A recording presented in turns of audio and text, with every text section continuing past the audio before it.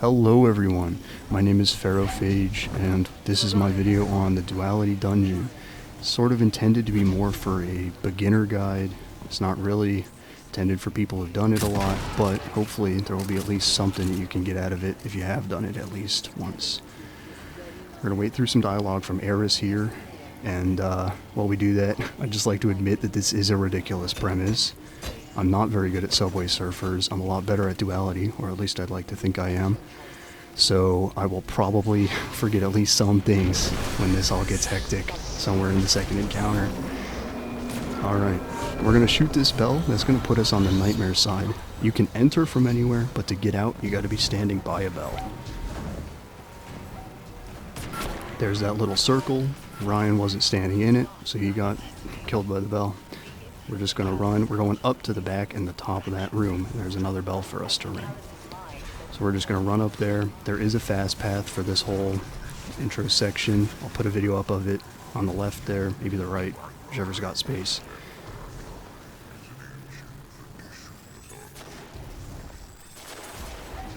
These scions, if you're a little bit ahead of your teammates, killing those scions will really help them out there. They make this room a little bit more annoying than it really should be, especially when you're trying to make all these jumps onto the cross beams.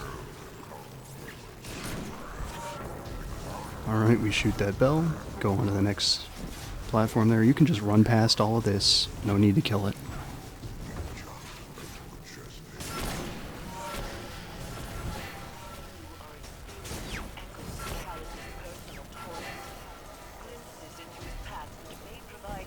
That drop there, as far as you're concerned, that's how you do it. There is a bell off to the left, but it's boring. You just do that drop on the right, on the correct side. Really not worth it, in my opinion. We're going to clear out this next room. That loadout swap was just to make it a bit easier to clear the room. I do not want the boots, thank you. And once we clear this room up, that door below us will open, and we will be ready for Galeron. We're going to use, if you have Lament from Beyond Light, if you have Legend of Acreus, that one, it's only better than Lament if you have the Catalyst, but that's not really something you need to worry about if you're just going for a clear. Anything will really work, just be careful because he does move around a lot. Alright, we're wiping here just so Ryan gets pulled. You'll see that we're in a sort of a long room with a big hallway and then two hallways off to the side that run parallel to it. We're going to look for some standard essences. That's our buff throughout the whole dungeon. When we ring this bell, it introduces a couple of mechanics. There's a timer now, starts at a minute, and if it hits 0, we wipe. That's obviously bad, so we're going to do our best to avoid that. We're looking for some bell keepers. They're honored incendiaries. They have backpacks. If they are alive, you cannot ring the bell, you cannot leave, and then the timer hits 0 and you die, which is obviously not what you want. That standard bearer that Ryan just picked up, standard is the buff, the standard bearer is the scion that drops it. We're looking for 2 of them, there's always 2, and they're always on different sides of the room, because when Ryan dunks it, you see we were missing the correct standard essence, but he has Dog. So he's going to dunk it on Dog, also called War Beast. That door is going to open there, and we're going inside to this hallway that I'm talking about. Once we're both inside the room, we're going to wait for Dashy here. Make sure he's inside. But once we're both inside the room, we're going to ring that bell. Once all of these mini-bosses are dead, we're going to do damage to Galeron. That was a good run.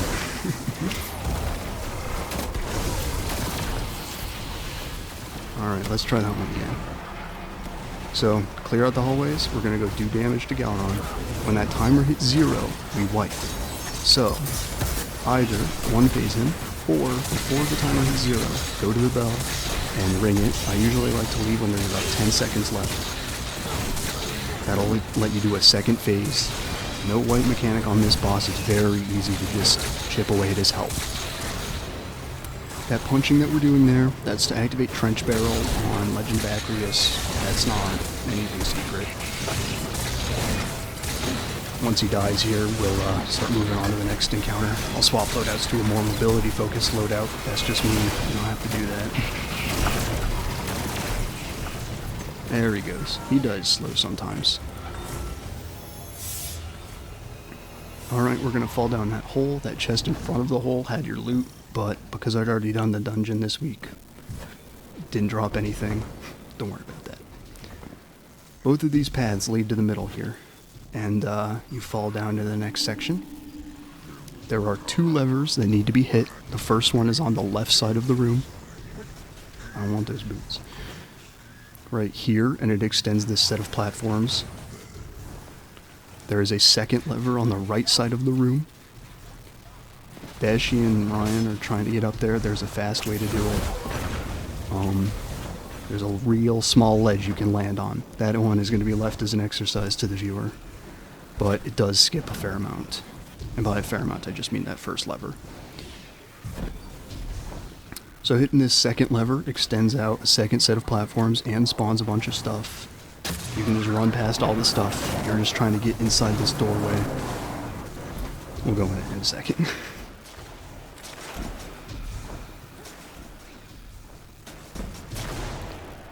This is a little slide here at this doorway. Just hit your head a couple times, and you'll bleed off some speed. You can also just hit the ground and hope you don't die. And if you do make a teammate res you or something, it's a fun one. We're gonna run past here. There's a secret chest and a little bit here. That's mainly why we're running all the way down here. There's a skip that goes from right after the first encounter, and also directly from first encounter, if you really care. But those are, just check out one of my speedrun videos for Duality if you want to see one of those skips. They're really not, if you just want to get a completion, but they're fun. That long jump, if you don't have a mobility exotic on, might be hard. I've seen a lot of hunters struggle with that jump, so try out Stompies if you need to. Alright, there's a secret chest up here, and then we're gonna face these statues towards the middle. I don't know what happened there. When the statues have a switch here on the back, it turns them a quarter turn left. They're always the same. It just means that the one near where you came in, you hit that one 3 times. Hit it 3 times. You're gonna hit this one twice, and then the one dash you went over, you hit twice. One of them's already facing the middle. You don't need to touch that. Alright, once we bring this, we're at the next encounter. There are 3 mini-bosses, and none of them have a ton of health or a timer on when you need to kill them, so I'm just going to swap to stuff that lets me clear ads really well. There's a lot of stuff with shields, so anything anti-barrier will do a lot of work for you. I really like Ariana's Vow. That does a lot of work here. Arbalist is decent, but it charges up very slow, and use anything in the artifact that does anti-barrier champs, and that'll help you out. This is another wipe to pull Ryan. You'll see, I got distracted. You'll see a symbol here. There's a dog on the floor. There's going to be 2 of them. We're looking for those 2 symbols specifically. There are 4 hallways off of this main room, and each of the hallways will have a standard bearer, but only 2 of them will give us a standard. The other 2 will take time off the timer, which is obviously not what we want. So, we're going to find these 2 standards. The way we're going to tell, we're going to look for our symbols. We need axe and we need cup. Just because I've done it, I know axe is on the side of these stairs here. Okay, and cup is the other side, not next to the stairs. So we're just going to wait for Dashi to get sort of ready. You see that axe on the back of the wall? That's how you can tell which one you're at. There's also, it's a little bit hard to tell an axe, but if you look up on the walls, there are some axes on the nightmare side. We're going to clear out the hallway, we're going to kill the Colossus, and once the Colossus is dead, the standard bearer will spawn. Again, it will spawn in all 4 of the hallways, but only the 2 that you need the symbols for will drop the standards. The other ones will take time off the timer. Once you get it, we're just going to leave. We want to spend as little time in this encounter as possible, which, I mean, obviously, but you can really go fast if you're not, sitting around trying to find the right standards. I recommend just find the standards before you go into the red side. Be at the right wall, and then go from there. There are again some honored bell keepers. Bell keepers are under the bells. They're a little hard to find sometimes. They do like to hide. If we ring the bell at the bottom of the stairs here, they're going to be under the other bell, which is the bell at the top of the stairs. You don't need to memorize this. You know, you can just look for bell keepers, but they're always somewhat predictable. You can tell where you're going to have to look for them. That was unfortunate. The second set of standards that you already need to get is always the other two from the first set. So our first set was Axe Cup, and now we're going to get Dog Sun. I'm going to keep calling Warbeast Dog. I'm sorry. Actually, I'm not. It's a better name. So you don't actually need to call second set of standards, but I really do like doing it just so I know what it is and my teammate knows what it is. You usually have one person killing the bell keepers and then the other two doing standard duty. That's what we've got here. We've also stuck Ryan on damage because we're both running meter edge swords. So just do whatever you need to do here to get through it. It's really not a hard encounter. And if you need to take it slow, you can take it slow. You can do it where you get one standard at a time. And it really won't do anything except slow you down. So, you know, take it at your own pace if you really need to. This one, if you look up, I was looking for the key, I was not paying attention to subway surfers. There are axes up on those walls there. It's a little bit more obvious. There was a dog on the table and dog. And there's a cup on the table and cup, and the sun, there's a big sun behind the sun Colossus. So you can tell where you are, but I really wouldn't recommend spending your time while you are on a timer looking for the correct one. Just find it first. Here, just be nice. Don't kill your friends with the bell. You know, wait for them if it's... I mean, unless you have 2 seconds, and even then, you can wait. You know, have something that'll one-shot the bells. Be a nice guy. Don't close bells on your friends. Alright. Once we kill this one, and I kill myself with the grenade, we're going to be done with this encounter. Again, not hard at all. It's really just about ag clear, and it's a battle of attrition, and you don't want them to win. I'm swapping loadouts to another mobility one again. Not something you have to do. I'm just going to start running. There is another secret chest after this encounter. Loot in that chest right there. Not always immediately obvious.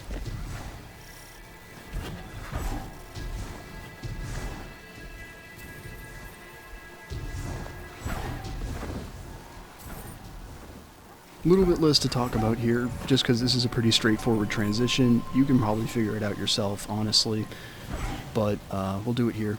There's a secret chest under this big cloth-covered thing. Not really sure what it is, to be completely honest. The secret chest will only drop loot that you have from the dungeon. They never drop new loot.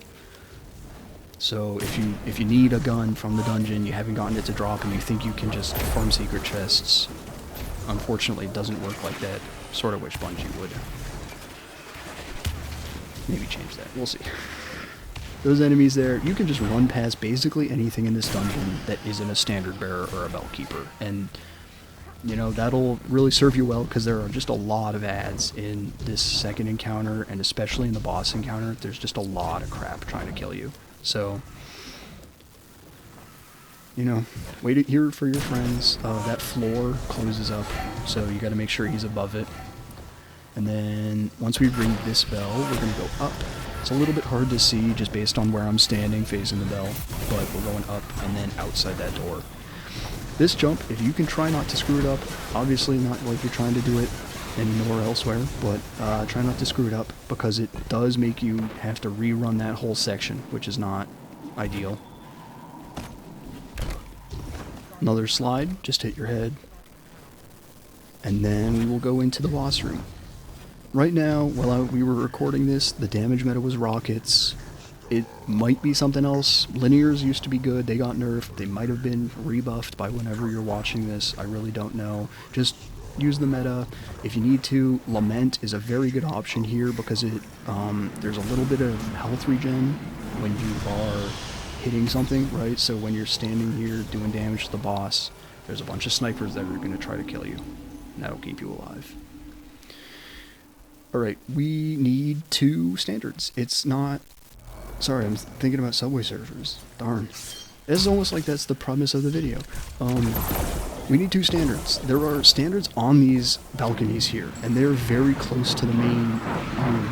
So, be careful when you're killing standard bearers, because they are much easier to kill than the vault standard bearers, and they will take time off the timer if you kill the incorrect ones, excuse me. There are those holograms on the floor there. I see sun, I'm going to sun. We're going to kill him, we're going to kill the bellkeepers, and we're going to get the hell out of there. We're just going as fast as we can. Really not trying to deal with all of those dogs, or even the colossi. Those are just there to annoy you, really. We're going to dunk them up near the chains.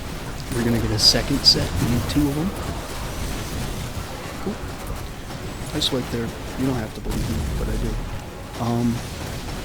Once we dunk this second set, it's going to glow very briefly because Dashy hits them very, very quickly. But once we get this second set, we're going to dunk it and the chains are going to glow. And when you shoot the side of the chain, that's what starts the damage phase. That's not always immediately obvious.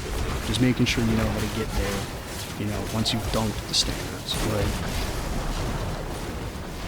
This damage phase is a little bit complicated. It's not hard to screw up, I guess. It's, once you know what you're doing, very easy to get it done, but, you know, be careful the first few times you do it, because she'll try to run away from you. You'll see Bell of Conquest is primed. That means you did all 4. Keitel is vulnerable. I'm going to put Keitel, not a She's going to run at one of these bells, okay? If she makes it there, damage phase immediately ends, which is obviously not great, because then you got to go collect all of those standards again. So what we're going to do is we're going to kill those bell keepers at that bell before she gets there. And when she's close, we're going to ring it. If you see that, it's popping up very quickly. I don't like how the buffs are organized here, but hopefully Bungie fixes that too. There's a Waking Resonance damage buff. That's your damage buff. If you don't have that, you do 10% damage to Keitel. So it's effectively a 10x damage buff, right? Like, you really want to be near that bell when we ring it. And you want her to be close to the bell, unless she just doesn't come to the bell.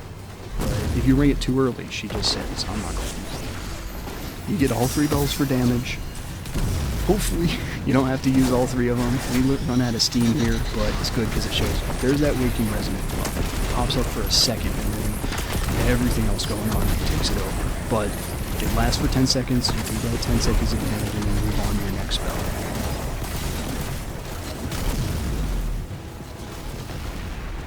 We've just got a little bit left here. If you've got like a sliver of health left, it might be worth it to try to get her to stomp. She stomps when she's close to a player, and just try to do damage, right? It's not... She takes no damage, basically, when you don't have that damage buff. But as the fight, sure you can figure it out. Thanks for watching all the way to the end, and if you liked it, like it, subscribe, watch another video of mine. Thank you very much.